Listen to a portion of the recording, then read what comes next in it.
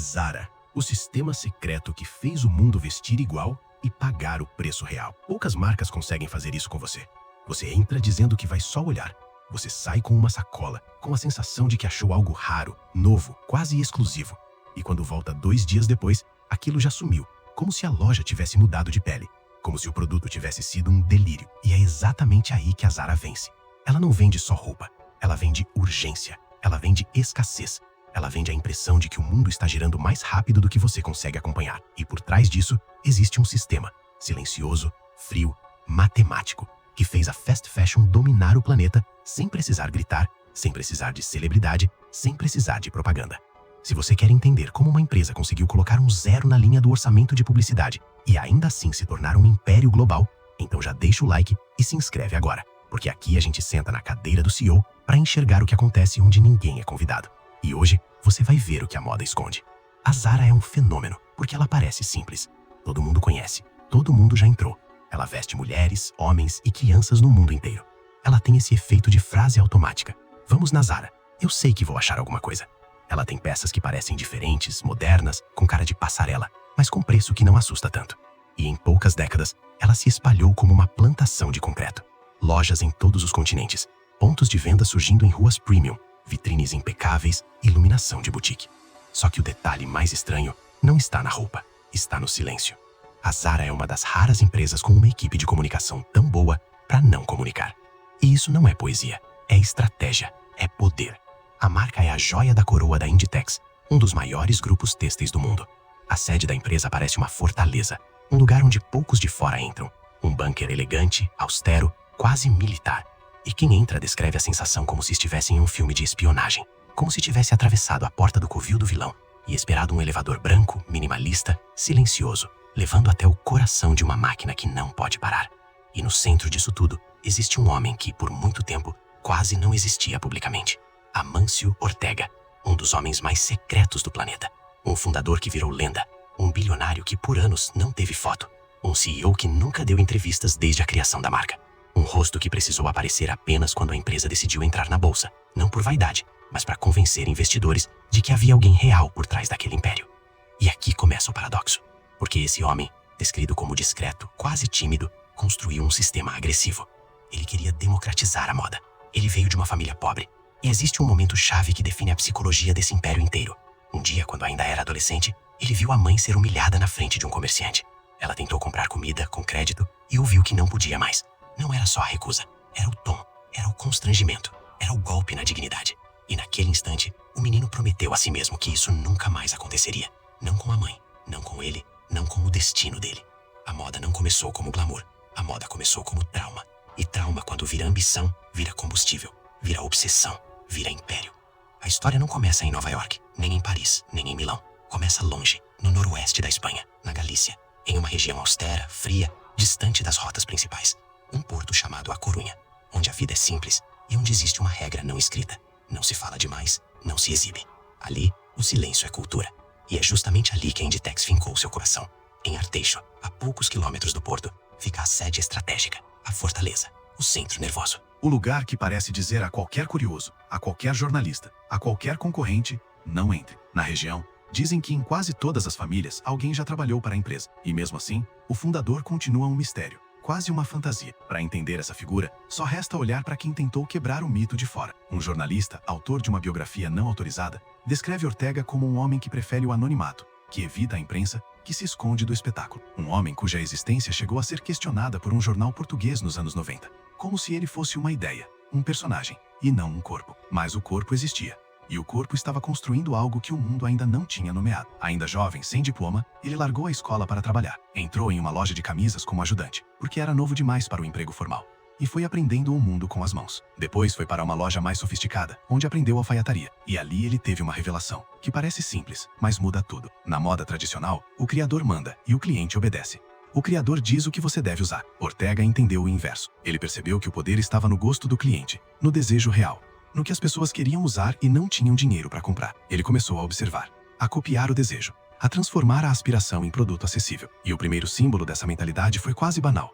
Um hobby, um roupão, desejado por mulheres da região. mas caro demais. Em casas frias, sem aquecimento, onde as pessoas saíam às ruas com roupas de dentro por necessidade, aquilo fazia sentido cultural. Ortega decidiu reproduzir o modelo com preço menor. Não era apenas copiar. Era capturar uma demanda que existia e estava reprimida pelo preço. Era dar para a rua algo que antes era privilégio. Para fazer isso, ele se uniu a uma jovem que sabia costurar, Rosalia Mera, que trabalhava como vendedora, e logo se tornaria sua esposa. E com ela, com uma irmã, com esforço e improviso, ele começou a produzir no tempo livre. Na sala de jantar do irmão. Uma imagem que parece pequena demais para explicar o tamanho do que viria depois. Mas grandes impérios quase sempre começam assim. Em um cômodo apertado, em uma vergonha antiga, em uma vontade que não aceita ser negada. Ele vendia de porta em porta, de bicicleta, com um carro velho. E quando precisou de dinheiro, não pediu milhões, pediu o mínimo. Um empréstimo ridículo. Algo como 2.000 pesetas, o equivalente a trocados. Não porque era romântico, porque era o que existia, o que ele tinha. Era método. O que ele tinha era fome. E aquele hobby barato, feito para atender o desejo real de mulheres de A Corunha, virou o laboratório do conceito. Ouvir a rua, reproduzir rápido, vender acessível e reinvestir sem parar. O negócio cresceu. Primeiro veio um pequeno ateliê, depois uma fábrica, depois contratação. E nesse ponto aparece um detalhe que muitos celebram e outros temem. Quem trabalhou com ele descreve um homem obcecado por presença. Ele estava junto dos funcionários. Se tinha caixa para carregar, ele carregava. Se tinha botão para costurar, ele costurava. Se precisava passar roupa porque um pedido tinha que sair, ele passava. E ao mesmo tempo, quem conviveu também diz algo duro. Ele trabalhava como um animal e fazia os outros trabalharem como animais. Ele admitia isso. Ele acreditava no que estava construindo. Essa é a primeira sombra, porque o mesmo motor que cria eficiência também cria exploração. Mas Ortega não venceu apenas com suor. Ele venceu com inteligência estrutural. Ele soube se cercar. Um nome surge como peça-chave.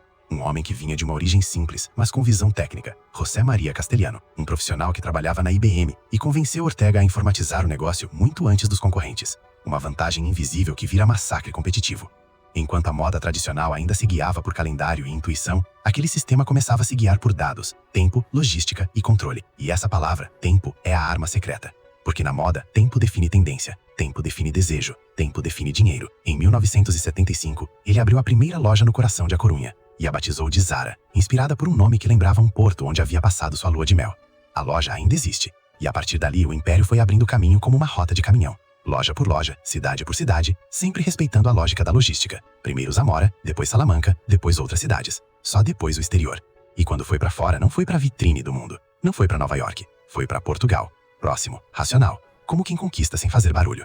E aqui entra uma verdade que incomoda. A Zara se alimenta de inspiração. E essa palavra, inspiração, tem uma fronteira que muda conforme quem tem poder. Ex-funcionários lembram pilhas de revistas estrangeiras, francesas, italianas, como matéria-prima. E muitos descrevem sem rodeios. Copiava. Copiava modelos, cores, shapes. E a marca sempre preferiu não comentar. Porque o silêncio, de novo, é método. Só que com o tempo as acusações viraram processo, e o processo virou custo, e o custo virou parte do modelo.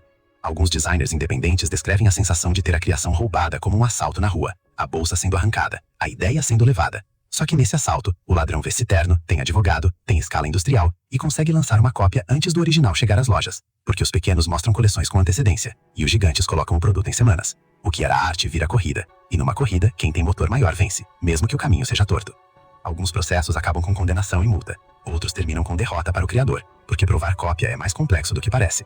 Até marcas gigantes já perderam batalhas. A fronteira entre tendência e plágio é nebulosa, e a indústria da moda inteira vive em cima de repetição, releitura, retorno dos anos 70, retorno dos anos 80, retorno de tudo. E a Zara transformou essa nebulosidade em vantagem operacional. Ela não vende originalidade total, ela vende proximidade com o luxo. Ela vende a sensação de que você está comprando uma versão do que viu na vitrine do mundo, mas por uma fração do preço. Isso não é acidente, é design estratégico. E para reforçar essa sensação, ela copia também os códigos do luxo. As vitrines são montadas como teatro. A iluminação é desenhada para dar aura. O layout dá espaço, dá ar, dá sensação premium. Há quem descreva uma rua inteira de vitrines piloto dentro da sede. Uma cidade fantasma de lojas de teste, onde a empresa decide qual será a imagem da estação e replica isso no mundo inteiro. E enquanto concorrentes gastam bilhões em publicidade, contratando celebridades, atletas, cantores, a Zara coloca zero no orçamento de propaganda tradicional e coloca tudo no templo físico.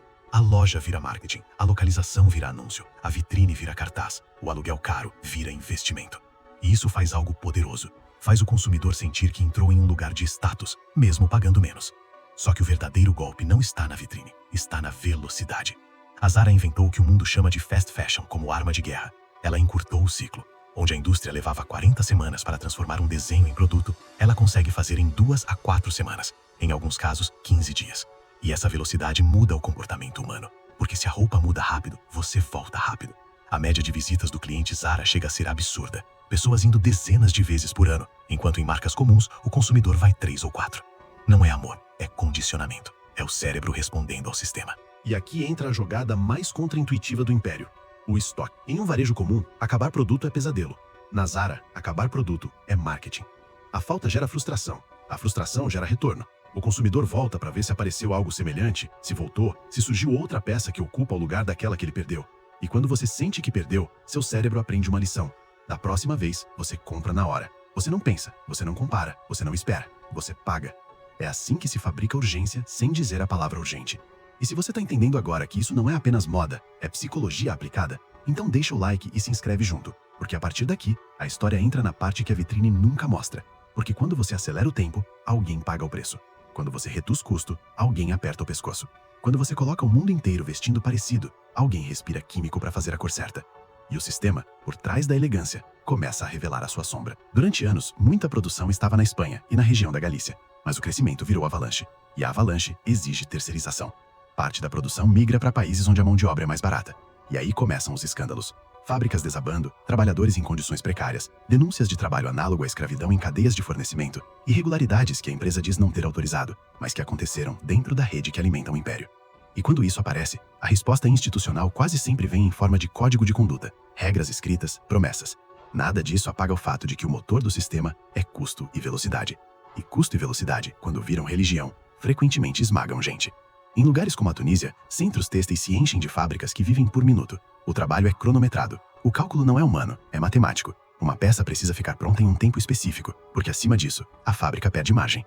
E quando a margem aperta, a pressão desce para o chão, para as mãos, para os olhos cansados, para a ausência de luvas, para o ácido tocando pele, para o ar pesado de química, para a água tingida indo embora para o mar.